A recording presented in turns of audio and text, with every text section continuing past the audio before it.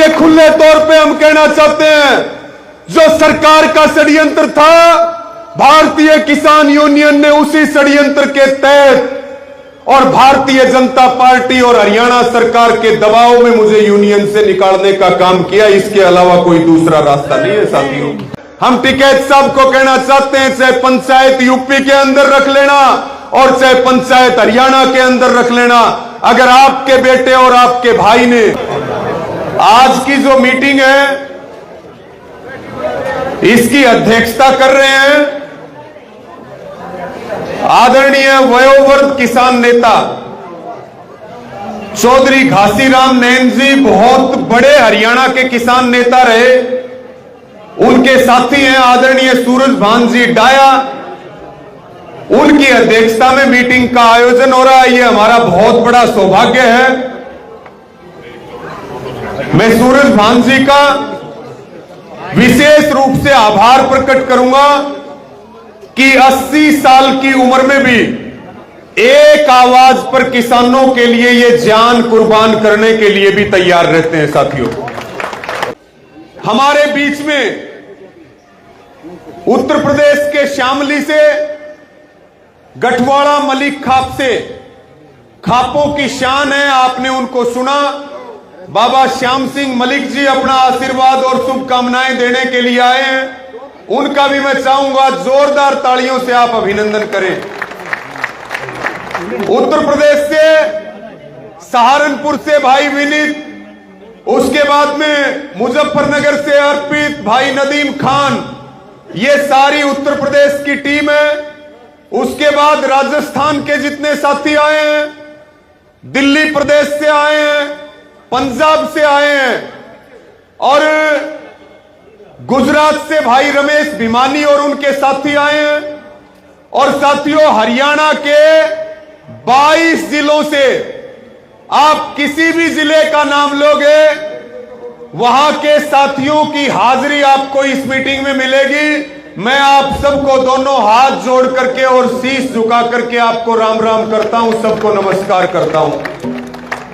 और मैं चाहूंगा आज इस धर्मशाला में सारे धर्म मौजूद हैं। यहां मेवात के मुस्लिम भाई भी हैं, यहां सरदार भी हैं, यहां पर ईसाई भी हैं, सारे धर्मों के लोग यहां मौजूद हैं और 36 बिरादरी यहां मौजूद है साथियों। यहां जितने मेरे पिता तुल्य बुजुर्ग आए हैं, नौजवान साथी आए हैं, मैं सबका हाथ जोड़ के आभार प्रकट करता हूं। और साथियों, जब 18 तारीख को, 18 अगस्त को, जब हम एक तरफ बहन मनीषा को न्याय दिलाने की लड़ाई लड़ रहे थे और उस समय सरकार ने एक षड्यंत्र किया कि भाई वैसे तो ये मान नहीं रहा, इसको बदनाम करने का षड्यंत्र करते हैं। जब ये अपने ही लोगों में बदनाम हो जाएगा तो फिर ये घर से बाहर भी नहीं निकल पाएगा। इतना बड़ा षड्यंत्र रचा, हमें नहीं पता था कि सरकार इतनी बड़ी साजिश कर सकती है। लेकिन साथियों, आप सबने जो साथ समर्थन और आशीर्वाद दिया, उसके लिए जो है मेरा पूरा जीवन भी कम पड़ जाएगा। मैं आपका आभार प्रकट करता हूं। और साथियों, हमारा मुद्दा था बहन मनीषा को न्याय दिलाना। आज भी हम ये उम्मीद करते हैं कि सीबीआई से न्याय मिलेगा। और मैं झूठ नहीं बोलता, जीवन में वो साथी मौजूद हैं जो उस रात को मेरे साथ थे। सरकार का ये षड्यंत्र था, डिगावा के रेस्ट हाउस में सरकार हमें जिंदा भी नहीं छोड़ना चाहती थी। सरकार ने सारे प्रबंध कर रखे थे। अगर आज हम आपके बीच में जीवित हैं तो ये भगवान का आशीर्वाद है और मेरे परिवार का आशीर्वाद है साथियों, लड़ाई लड़ना हमारा काम है और लड़ाई हमेशा लड़ी है और अंतिम सांस तक लड़ेंगे। जब से होश संभाला है, हर रोज लड़ने का काम किया है। 19 अगस्त को जब हमारे खिलाफ चारों तरफ षड्यंत्र हो रहे थे, चारों तरफ हमले हो रहे थे, 19 अगस्त को जिस संगठन को हमने 11 साल तक सींचने का काम किया, बिना कारण बताए और बिना किसी गलती के हमें बर्खास्त करने का काम किया, इसकी जितनी निंदा की जाए उतनी कम है साथियों।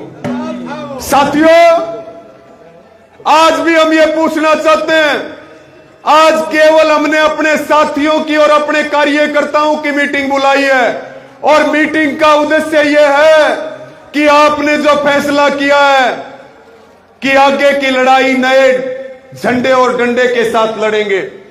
और मैं आपको यह भी बता दूं, जब यह 18 तारीख को घटना घटी और 19 तारीख को जब यूनियन से बर्खास्त किया गया, मैं आपके सामने इस बात को कह रहा हूं कि मैंने तय कर लिया था कि अब मैं जीवन में कभी आगे जो है आंदोलन में काम नहीं करूंगा, संगठन में काम नहीं करूंगा।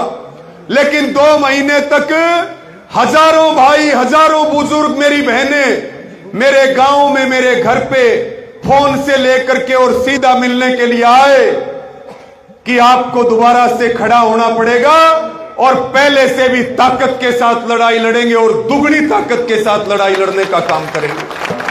अगर आज आपके बीच में खड़े हैं तो यह आशीर्वाद भगवान का और आपका है, और इस लड़ाई को अगर मजबूती से लड़ने का संकल्प ले रहे हैं तो यह मेरी ताकत नहीं है, यह आपकी ताकत है, मेरी कोई औकात नहीं है साथियों।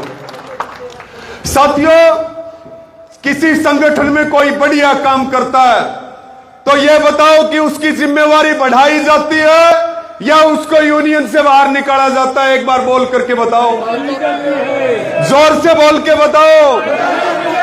और आज भी हम हिसार की क्रांतिकारी धरती से राकेश टिकैत जी को यह कहना चाहते हैं, हमें भले ही निकाल दिया हो, हम आज भी पूछ रहे हैं हमारी गलती क्या है, और अगर भविष्य में हम नए डंडे और नए झंडे के साथ लड़ाई लड़े, फिर भी एक बार सुनिए, हम टिकैत साहब को कहना चाहते हैं, चाहे पंचायत यूपी के अंदर रख लेना और चाहे पंचायत हरियाणा के अंदर रख लेना, अगर आपके बेटे और आपके भाई ने, मैं भगवान तो नहीं हूं, गलती मुझसे हो सकती है, लेकिन मेरी नीति और नीयत में खोट रहा हो तो भरी पंचायत में सबूत देते, मैं हर दंड भुगतने के लिए तैयार हूं साथियों। और आज ये खुले तौर पे हम कहना चाहते हैं, जो सरकार का षड्यंत्र था, भारतीय किसान यूनियन ने उसी षड्यंत्र के तहत और भारतीय जनता पार्टी और हरियाणा सरकार के दबाव में मुझे यूनियन से निकालने का काम किया, इसके अलावा कोई दूसरा रास्ता नहीं है साथियों। ये कहना चाहते हैं, हम खुले तौर पे कहना चाहते हैं, और मैं धन्यवाद प्रकट करूंगा। आज जब हम गांव से चले और जब इस धर्मशाला तक आए, पता नहीं कितने किसानों की, बुजुर्गों की और नौजवानों की उम्मीद है। एक बड़े काफिले के साथ आप इतनी बड़ी संख्या में, और आपने एक मीटिंग को महापंचायत का रूप दे दिया, यह आपकी ताकत का एहसास है साथियों। और मैं ये उम्मीद और भरोसा करता हूं कि अगली बार जब समय तय होगा, अगली बार जब तारीख तय होगी, अगली बार जब स्थान तय होगा और अगली बार जब महापंचायत और रैली तय होगी, तो मुझे उम्मीद और भरोसा है कि आप किसान आंदोलन के सारे रिकॉर्ड तोड़ने का काम करेंगे साथियों। हम संगठन किस तरह का बनाना चाहते हैं, यह सवाल सबके मन में है, क्योंकि 19 अगस्त के बाद आज 9 नवंबर को मीटिंग हो रही है। हमारे साथी बार बार कह रहे थे मीटिंग कर लो, मीटिंग कर लो, मीटिंग कर लो। हमने कहा आप मीटिंग कर लो, पहले जल भराव था, फिर लामड़ी का टेम आ गया, ईपी खेती का टेम चल रहा, ब्याया का टेम चल रहा। ईपी किसान बहुत बिजी है, उसके बाद भी आप इतनी बड़ी संख्या में आए हो, इसका मतलब यह है कि घर नहीं बैठना, जो हमें घर बैठाना चाहते थे उनका भी इलाज करेंगे और सरकारों के खिलाफ लड़ाई लड़ने का काम करेंगे साथियों। हमें दुकान नहीं चलानी, हमें दुकान नहीं चलानी है, और हम कोई पद प्रतिष्ठा के लिए काम नहीं कर रहे। कहते हैं जिसको दिलों में जगह मिल जाए उसे किसी सिंहासन की जरूरत नहीं होती। मेरी जगह आपके दिल में है।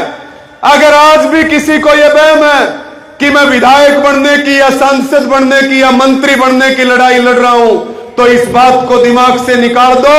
हम इस बात को जरूर कहेंगे, हम राजनीति में सुधार के खिलाफ नहीं है, लेकिन हम राजनीतिक व्यक्ति नहीं है, हम आंदोलनकारी हैं। हम ये समय की मांग है, सरकार के खिलाफ संघर्ष है, और विपक्षी पार्टियों का और विपक्षी नेताओं का हम जरूर ये अपील करेंगे कि वो सड़क से लेकर के सदन तक की लड़ाई में हमारी ताकत बढ़ने का काम करें, हमें सहयोग करने का काम करें।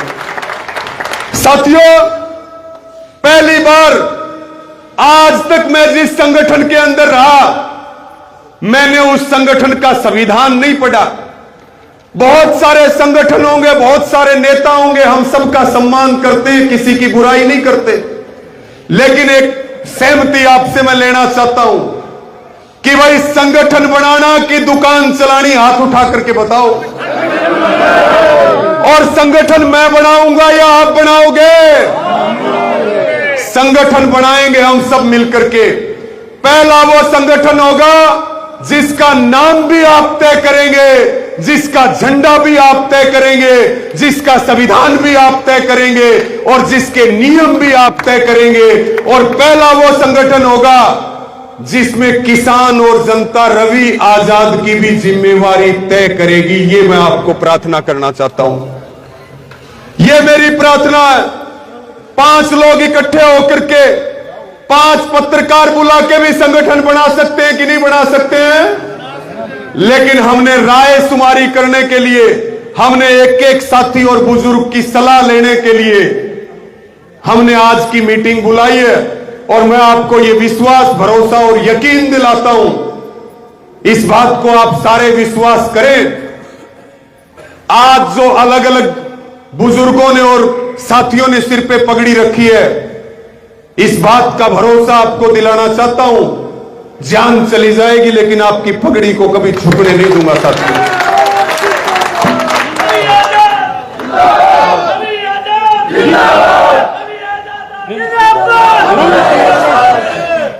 आपकी पगड़ी पे दाग नहीं लगने दूंगा। और ये जो मेरे नौजवान साथी हैं, ये कोई परिवार, हमारे खून के रिश्ते नहीं है किसी के साथ, लेकिन आपके और हमारे आत्मा के रिश्ते हैं, विचारों के रिश्ते हैं, मुद्दों के रिश्ते हैं साथियों।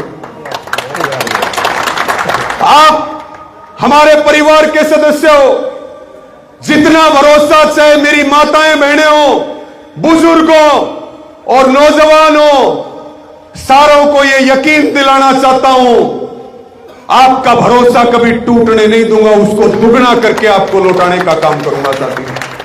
और हम नहीं डरते, हम सरकार को, हम भारतीय जनता पार्टी को और हम सरकार को भी यह कहना चाहते हैं, तुमने मुकदमे किए, तुमने जेलों में बंद किया, अब तुम बदनाम करने का षड्यंत्र कर रहे हो, हमें फंसाने का षड्यंत्र कर रहे हो, दाग लगाने का षड्यंत्र कर रहे हो। हम ये डंके की चोट के ऊपर कहना चाहते हैं, एडी चोटी का जोर लगा ले सरकार और बीजेपी, घुटने नहीं टेकेंगे किसी भी कीमत के ऊपर।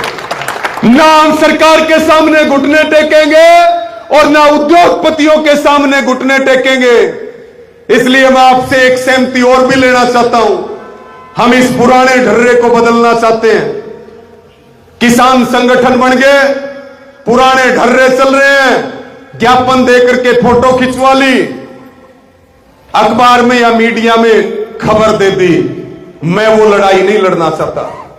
हम लड़ाई लड़ना चाहते हैं छाती अड़ा करके, हम लड़ाई लड़ना चाहते हैं डंके की चोट पे। ना हम जेल से डरेंगे, ना मुकदमों से डरेंगे। और आज के बाद साथियों, हम बंधे हुए थे बहुत सारी चीजों में, बहुत सारी चीजों में बंधे हुए थे, लेकिन आपको यह मैं कहना चाहता हूं कि जो लड़ाई हम लड़ना चाहते हैं, उस लड़ाई की तो आज तक हमने शुरुआत भी नहीं की है, उसकी शुरुआत आज से करेंगे आप सबके साथ मिलकर। और मेरे साथ वही लोग आए जो ईमानदारी पसंद करते हो, जो त्याग पसंद करते हो। उन लोगों की जरूरत है मुझे। मुझे बेईमान आदमी की जरूरत नहीं है, मुझे डरपोक आदमी की जरूरत नहीं है। जिसको डर लगता हो वो अपने घर बैठे, हमें उस आदमी की जरूरत है। आज जितने आप बैठे यहां पे, मैं डंके की चोट पे कह सकता हूं कि आप वो लोग हो, वो योद्धा हो जिन्होंने सिर पे कफन बांध रखा और जान हथेली पर ले रखी है। अनुशासन जरूरी है, ईमानदारी जरूरी है और त्याग जरूरी है। और आप और हम सब मिलकर के ऐसी लड़ाई लड़ने का काम करेंगे कि सरकार जो है या तो सुधर जाएगी और नहीं सरकार को गोला लाठी लगा करके आड्डा पटकने का काम करेंगे भविष्य में साथियों। इसलिए मैं आपसे सहमति ले रहा हूं, मैं आपसे सहमति ले रहा हूं कि भाई पुराने ढर्रे पे चलें या नया काम शुरू होना चाहिए। जोर से बोल के बताओ। आंदोलन में जान भी जा सकती है, साथ दोगे कि नहीं दोगे? अगर हमें कहीं कुर्बानी देनी पड़ी तो पीछे तो नहीं हटोगे। तो इसलिए हम ये कहना चाह रहे हैं, नए ढर्रे के ऊपर काम करेंगे, बदलते समय के अनुसार काम करेंगे, नौजवानों की ताकत से काम करेंगे और बुजुर्गों के होश से काम करेंगे, उनके अनुभव से काम करने का काम करेंगे साथियों।